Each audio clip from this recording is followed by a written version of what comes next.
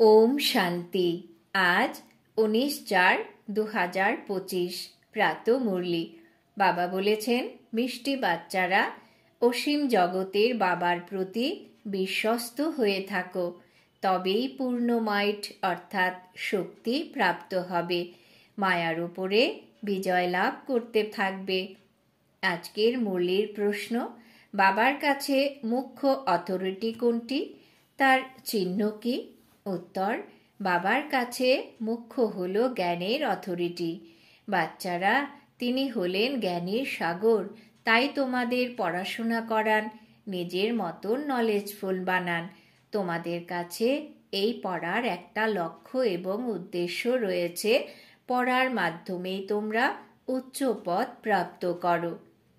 আজকের মুরলির গীত, বদলে যায় যেন পৃথিবী। ওম শান্তি। ভক্ত ভগবানের মহিমা করে, তোমরা তো এখন ভক্ত নও, তোমরা তো সেই ঈশ্বরের সন্তান হয়ে গেছো। সেও বিশ্বস্ত সন্তান চাই, প্রতিটি বিষয়ে বিশ্বস্ত হতে হবে। স্ত্রীর যদি স্বামী ব্যতীত আর স্বামীর যদি স্ত্রী ব্যতীত অন্য কারোর দিকে দৃষ্টি যায়, তবে তাকেও অবিশ্বস্ত বা অবিশ্বাসী বলা হবে। এখন এখানেও রয়েছে অসীম জগতের পিতা, ওনার প্রতি অবিশ্বস্ত এবং বিশ্বস্ত দুইই থাকে। বিশ্বস্ত হয়ে পুনরায় অবিশ্বস্ত হয়ে যায়। বাবা হলেন হাইয়েস্ট অথরিটি, সর্বশক্তিমান, তাই না? ওনার সন্তানদেরও তো তেমনই হওয়া উচিত। বাবার মধ্যে শক্তি রয়েছে, বাচ্চাদের রাবণের উপর বিজয় প্রাপ্ত করার যুক্তি বলে দেন, তাই ওনাকেও বলাও হয় সর্বশক্তিমান। তোমরাও হলে শক্তি সেনা, তাই না? তোমরাও নিজেদেরকে সর্বশক্তিমান বলবে। বাবার কাছে শক্তি রয়েছে, তা তিনি তোমাদেরকে দেন, আর বলে দেন যে কিভাবে তোমরা মায়ারূপী রাবণের উপর বিজয় প্রাপ্ত করতে পারো। তাই তোমাদেরকে শক্তিমান হতে হবে। বাবা হলেন জ্ঞানের সর্বময় কর্তা, তিনি নলেজফুল, তাই না? যেমন ওই সমস্ত মানুষ হলো শাস্ত্রের ভক্তি মার্গের সর্বময় কর্তৃত্ব, তেমনি এখন তোমরা অলমাইটি অথরিটি নলেজফুল হয়ে যাও, তোমরাও নলেজ পাও। এ হলো পাঠশালা, এখানে যে পড়া তোমরা পড়ো তার দ্বারাই উচ্চ পদ প্রাপ্ত করতে পারো। এমন একটাই পাঠশালা রয়েছে, তোমাদের এখানে পড়তে হবে, আর কোনো নমস্কার আদি করতে হবে না। পড়াশোনার মাধ্যমে তোমরা উত্তরাধিকার প্রাপ্ত করো, এই অবজেক্ট রয়েছে। বাচ্চারা, তোমরা জানো যে বাবা হলেন নলেজফুল, ওনার পড়ানো সম্পূর্ণই পৃথক। জ্ঞানের সাগর তো বাবা, তাই তিনিই জানেন, তিনি আমাদের সৃষ্টির আদি মধ্য অন্তের নলেজ দেন, আর কেউ তা দিতে পারে না। বাবার সম্মুখে এসে জ্ঞান প্রদান করেন, পুনরায় চলে যান। এই পড়াশোনার প্রালব্ধ কি পাওয়া যায় তাও তোমরা জানো। বাকি আর যে সকল সৎসঙ্গ ইত্যাদি আছে, গুরু গোসাই আছে, সে সব কিছুই ভক্তি মার্গের। এখন তোমরা জ্ঞান প্রাপ্ত করছো। তোমরা এও জানো যে ওদের মধ্যে কেউ যদি এখানকার হয় তাহলে বেরিয়ে আসবে। বাচ্চারা, সেবার জন্য তোমাদের বিভিন্ন রকমের যুক্তি বের করতে হবে, নিজের অনুভব শুনিয়ে অনেকের ভাগ্য তৈরি করতে হবে। তোমাদের অর্থাৎ সেবাধারী বাচ্চাদের স্থিতি অত্যন্ত নির্ভয়, সুদৃঢ়, যোগযুক্ত হওয়া উচিত। যোগযুক্ত হয়ে সার্ভিস করলে সফলতা পেতে পারো। বাচ্চারা, তোমাদের নিজেদের সম্পূর্ণ সতর্ক থাকতে হবে, কখনো আবেশে আসা উচিত নয়, পাকাপাকিভাবে যোগযুক্ত হওয়া উচিত। বাবা বুঝিয়েছেন যে বাস্তবে তোমরা সকলেই হলে বানপ্রস্থী, বাণীর ঊর্ধ্বের স্থিতি সম্পন্ন, অর্থাৎ যারা বাণীর ঊর্ধ্বে থেকে ঘরকে এবং বাবাকে স্মরণ করে। এছাড়া তাদের আর কোনো ইচ্ছে নেই। আমাদের ভালো ভালো বস্ত্র চাই, এই সব হলো বিকারী ইচ্ছা। দেহ অভিমানীরা সেবা করতে পারে না, তার জন্য দেহি অভিমানী হতে হয়। ভগবানের বাচ্চাদের তো শক্তি চাই, আর সে হলো যোগের। বাবা তো সকল বাচ্চাদের বিষয়ে জানতে পারেন, তাই না? বাবা তৎক্ষণাৎ বলে দেবেন, এই এই দুর্বলতাগুলো দূর করো। বাবা বোঝান, শিবের মন্দিরে যাও, সেখানে তোমরা অনেককেই পাবে। অনেকেই রয়েছে যারা কাশী গিয়ে বসবাস করে, মনে করে কাশীনাথ আমাদের কল্যাণ করবে। ওখানে তোমরা অনেক গ্রাহক পাবে, কিন্তু এর জন্য অত্যন্ত তীক্ষ্ণ বুদ্ধি থাকা চাই। গঙ্গা স্নান যারা করে তাদেরকেও বোঝাতে পারো, মন্দিরে গিয়েও বোঝাও, গুপ্ত বেশেও যেতে পারো, হনুমানের মতন। হতো বাস্তবে তোমরা তেমনি, তাই না?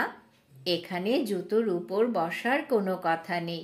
এখানে অত্যন্ত সমঝদার, তীক্ষ্ণ হওয়া উচিত। বাবা বুঝিয়েছেন যে এখনো কেউই কর্মাতীত হয়নি, কিছু না কিছু দুর্বলতা অবশ্যই রয়েছে। বাচ্চারা, তোমাদের নেশা থাকা উচিত যে এ হলো একটি হাট, যেখানে সকলকেই আসতে হবে। একদিন এই সন্ন্যাসী ইত্যাদিরাও সকলেই আসবে। একটাই যখন হাট, তখন আর যাবে কোথায়? যারা অত্যন্ত দিগ্ভ্রান্ত তারাই পথ খুঁজে পাবে, আর মনে করবে এ হলো একটাই হাট।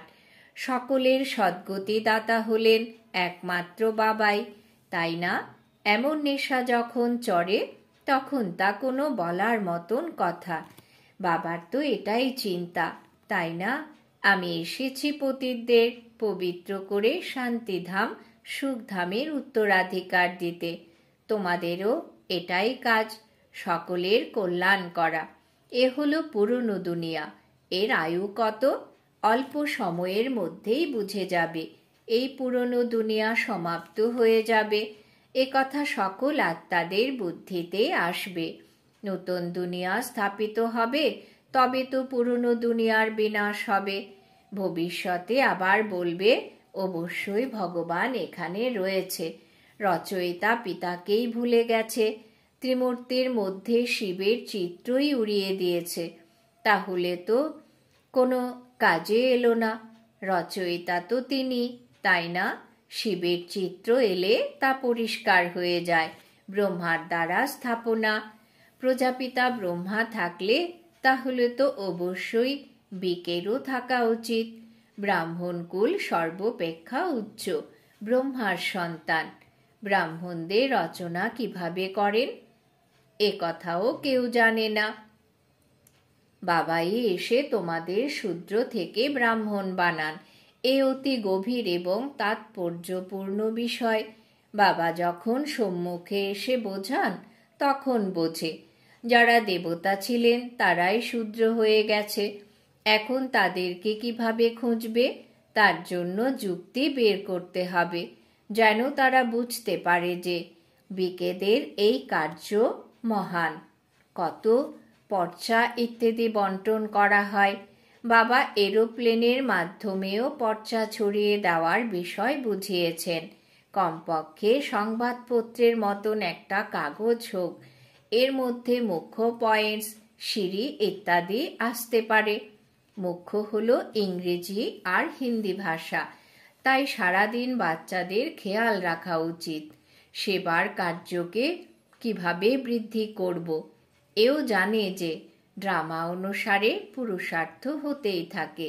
বোঝা যায় যে এ ভালো সেবা করে, এর পদ উচ্চ হবে। প্রত্যেক অভিনেতার নিজ নিজ ভূমিকা রয়েছে, এই লাইনটিও অবশ্যই লিখতে হবে। বাবাও এই ড্রামা অনুসারে নিরাকারী দুনিয়া থেকে এসে সাকারী শরীরের আধার নিয়ে নিজের পার্ট প্লে করেন। এখন তোমাদের বুদ্ধিতেও রয়েছে যে কে কে কতটা পার্ট প্লে করে, তাই এই লাইনটিও হলো মুখ্য। প্রমাণের মাধ্যমে বোঝাতে হবে যে এই সৃষ্টিচক্র কে জানলে মানুষ সদর্শন চক্রধারী হয়ে চক্রবর্তী রাজা, বিশ্বের মালিক হয়ে যেতে পারে। তোমাদের কাছে তো সমগ্র নলেজ রয়েছে, তাই না? বাবার কাছে তো গীতার জ্ঞান রয়েছে, যার মাধ্যমে মানুষ নর থেকে নারায়ণ হয়ে যায়। সম্পূর্ণ জ্ঞান বুদ্ধিতে এসে গেলে তখন আবার সম্পূর্ণ রাজত্ব চাই। তাই বাচ্চাদের এমন এমন চিন্তা করে বাবার সেবায় নিমগ্ন হয়ে যাওয়া উচিত। জয়পুরেও এই আধ্যাত্মিক মিউজিয়াম সর্বদা থাকবে। লেখা রয়েছে, একে বুঝলে অর্থাৎ এই জ্ঞানকে বুঝলে মানুষ বিশ্বের মালিক হয়ে যেতে পারে। যা দেখবে তা পরস্পরকে শোনাতে থাকবে। বাচ্চাদের সদা সেবায় তৎপর থাকতে হবে। মাম্মাও সেবায় রত, ওনাকেও নিযুক্ত করা হয়েছিল। এ কথা কোনো শাস্ত্রতে নেই যে সরস্বতীকে। প্রজাপিতা ব্রহ্মার কি একটি কন্যা থাকবে? অসংখ্য কন্যা, অসংখ্য নামের হবে, তাই না? তিনিও তো অ্যাডাপ্টেড ছিলেন। যেমন তোমরা, একজন প্রধান চলে গেলে তখন পুনরায় অপর কাউকে করা হয়। প্রাইম মিনিস্টারও অপর কাউকে করে নেওয়া হয়। যখন সক্ষম অর্থাৎ দক্ষ মনে করে তখন তাদের পছন্দ করে পুনরায় সময় যখন উত্তীর্ণ হয়ে যায় তখন অন্য কাউকে নির্বাচন করতে হয়। বাবা বাচ্চাদেরকে প্রথম ম্যানার্স এটাই শেখান যে তোমরা কারুর সম্মান কিভাবে রাখবে। যারা অশিক্ষিত হয় তারা সম্মান করতেও জানে না। যারা অত্যন্ত তীক্ষ্ণ বুদ্ধি সম্পন্ন অর্থাৎ হুঁশিয়ার, সকলকেই তাদের সম্মান করতেই হবে। গুরুজনদের সম্মান করলে সেও শিখে যাবে। অশিক্ষিতরা তো বুদ্ধু হয়। বাবাও এসে অশিক্ষিতদের উন্নত করেন। আজকাল মহিলাদের অগ্রভাগে রাখা হয়। বাচ্চারা, তোমরা জানো যে আমরা অর্থাৎ তাদের বাগদান পরমাত্মার সঙ্গে হয়ে যায়। তোমরা অত্যন্ত প্রফুল্লিত হয়ে যাও। আমরা গিয়ে বিষ্ণুপুরীর মালিক হব। কন্যাকে না দেখেও বুদ্ধি যোগ্যতার সঙ্গে যুক্ত হয়ে যায়, তাই না? আত্মা এও জানে যে আত্মা এবং পরমাত্মার এই বাগদান পর্ব বিস্ময়কর। অদ্বিতীয় পিতাকে স্মরণ করতে হবে। ওরা তো গুরুকে স্মরণ করে, অমুক মন্ত্র স্মরণ করে। এখানে তো বাবাই সবকিছু। এনার মাধ্যমে এসে বাগদান করান। তিনি বলেন, আমি তোমাদের পিতাও, আমার কাছ থেকেই উত্তরাধিকার প্রাপ্ত করো। কন্যার বাগদান পর্ব হয়ে গেলে তখন আর ভুলে যায় না। তোমরা কেন ভুলে যাও? কর্মাতীত অবস্থা প্রাপ্ত করতে সময় লাগে। কর্মাতীত অবস্থা প্রাপ্ত করেও কেউ ফিরে যেতে তো পারবে না। প্রথমে যখন বর যাবে তারপরে বরযাত্রী যাবে। শঙ্করের কথা নয়, এ হলো শিবের বরযাত্রী। প্রেমী এক, আর সকলেই হলো প্রেমিকা। এই হলো শিব বাবার বরযাত্রী, কিন্তু নাম রেখে দিয়েছে বাচ্চার। দৃষ্টান্ত দিয়ে বোঝানো হয়। বাবা এসে ফুলে পরিণত করে সকলকে নিয়ে যান। যে বাচ্চারা কামচিতায় বসে অপবিত্র হয়ে গেছে তাদের জ্ঞান চিতায় বসিয়ে ফুল বানিয়ে সকলকে নিয়ে যান। এ হলো পুরনো দুনিয়া, তাই না? প্রতি কল্পে বাবা আসেন। আমরা যারা অপবিত্র তিনি এসে তাদের ফুলে পরিণত করে নিয়ে যান। রাবণ অপবিত্র করে আর শিব বাবা ফুলে পরিণত করেন। বাবা অনেক যুক্তি সহকারে বোঝাতে থাকেন। আচ্ছা, মিষ্টি মিষ্টি হারানিধি বাচ্চাদের প্রতি মাতা পিতা বাপদাদার স্মরণের স্নেহ সুমন আর সুপ্রভাত। আত্মাদের পিতা তার আত্মারূপী বাচ্চাদেরকে জানাচ্ছেন নমস্কার। আমরা আত্মারূপী বাচ্চারা আমাদের মাতা পিতা বাপদাদাকে জানাই স্মরণের স্নেহ সুমন, সুপ্রভাত, নমস্কার। ধারণার জন্যে মুখ্য সার: 1. খাবার দাবারের ছিছি ইচ্ছাগুলোকে পরিত্যাগ করে দেহি অভিমানী হয়ে সেবা করতে হবে। স্মরণের মাধ্যমে শক্তি নিয়ে নির্ভয় এবং অবিচল অবস্থা তৈরি করতে হবে। 2. যারা পড়ায় তীক্ষ্ণ হুঁশিয়ার হবে তাদের সম্মান দিতে হবে। যারা দিকভ্রান্ত হয়ে গেছে তাদের পথ প্রদর্শনের যুক্তি রচনা করতে হবে। সকলের কল্যাণ করতে হবে। বরদান। বাবা আজ বরদান দিয়েছেন, নিজের মহত্ব এবং কর্তব্যকে জেনে সদা প্রজ্বলিত জ্যোতি ভব। নিজের মহত্ব এবং কর্তব্যকে জেনে সদা প্রজ্বলিত জ্যোতি ভব। বিস্তার। বাচ্চারা, তোমরা হলে জগতের জ্যোতি। তোমাদের পরিবর্তনের দ্বারাই বিশ্বের পরিবর্তন হবে। এই জন্য অতীতকে ফুল স্টপ করে নিজের মহত্ব এবং কর্তব্যকে জেনে সদা প্রজ্বলিত জ্যোতি হও। তোমরা সেকেন্ডে স্বপরিবর্তনের দ্বারা বিশ্ব পরিবর্তন করতে পারো। কেবল প্র্যাকটিস করো। এখনই কর্মযোগী, এখনই কর্মাতীত স্টেজ। যেরকম তোমাদের রচনা কচ্ছপ সেকেন্ডে নিজের অঙ্গগুলোকে খোলসের মধ্যে ঢুকিয়ে নেয়, এই রকম তোমরা মাস্টার রচয়িতা সমাহিত করার শক্তির আধারে সেকেন্ডে সর্বসংকল্পগুলোকে সমাহিত করে এক সংকল্পে স্থিত হয়ে যাও। স্লোগান।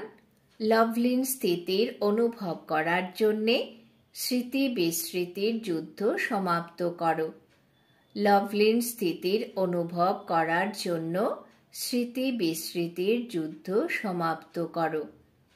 আজকে সমান আমি প্রজ্বলিত জ্যোতি আত্মা। এখন রয়েছে মাতেশ্বরীজির অমূল্য মহাবাক্য। আধা কল্প জ্ঞান ব্রহ্মার দিন, আর আধা কল্প ভক্তি ব্রহ্মার রাত। আধা কল্প হলো ব্রহ্মার দিন, আধা কল্প হলো ব্রহ্মার রাত। এখন রাত পূর্ণ হয়ে সকাল আসবে। এখন পরমাত্মা এসে অন্ধকারের অন্ত করে প্রকাশের সূচনা করেছেন। জ্ঞান থেকে আসে প্রকাশ, ভক্তি থেকে আসে অন্ধকার। গান করার সময়ও বলে যে এই পাপের দুনিয়া থেকে দূরে কোথাও নিয়ে চলো, যেখানে সুখ শান্তি পাব। এটা হলো অশান্তির দুনিয়া, যেখানে শান্তি নেই। মুক্তিতে না আছে শান্তি, না আছে অশান্তি। সত্যযুগ ত্রেতা হলো শান্তির দুনিয়া, যে সুখধামকে সবাই স্মরণ করে। তো এখন তোমরা শান্তির দুনিয়ায় যাচ্ছ। সেখানে কোনো অপবিত্র আত্মা যেতে পারবে না। তারা অন্তিম সময়ে ধর্মরাজের কাছে শাস্তি ভোগ করে কর্মবন্ধন থেকে মুক্ত হয়ে শুদ্ধ সংস্কার নিয়ে যাবে। কেননা সেখানে না অশুদ্ধ সংস্কার হবে আর না পাপ হবে। আত্মা নিজের আসল বাবাকে ভুলে যায়। তাই এই ভুল ভুলাইয়ার হার জিতের অনাদি খেলা তৈরি হয়ে আছে। এই জন্য নিজে এই সর্বশক্তিমান পরমাত্মার দ্বারা শক্তি নিয়ে বিকারের উপর বিজয় প্রাপ্ত করে 21 জন্মের জন্য রাজ্য ভাগ্য গ্রহণ করছে। আচ্ছা, ওম শান্তি। আজকের জন্য অব্যক্ত ইশারা। কম্বাইন রূপের স্মৃতির দ্বারা সদা বিজয়ী হও। আমি আত্মার করাবনহার হলেন তিনি সুপ্রিম আত্মা। করাবনহারের আধারে আমি নিমিত্ত হয়ে করি। আমি হলাম করণহার, তিনি হলেন করাবনহার। তিনি চালাচ্ছেন, আমি চলছি। প্রত্যেক ডাইরেকশনে আমি আত্মার জন্য সংকল্প, বাণী আর কর্মে সদা হুজুর হাজির থাকি। সেই জন্য হুজুরের সামনে সদা আমি আত্মাও হাজির থাকি। সদা এই কম্বাইন্ড রূপে থাকো। ওম শান্তি।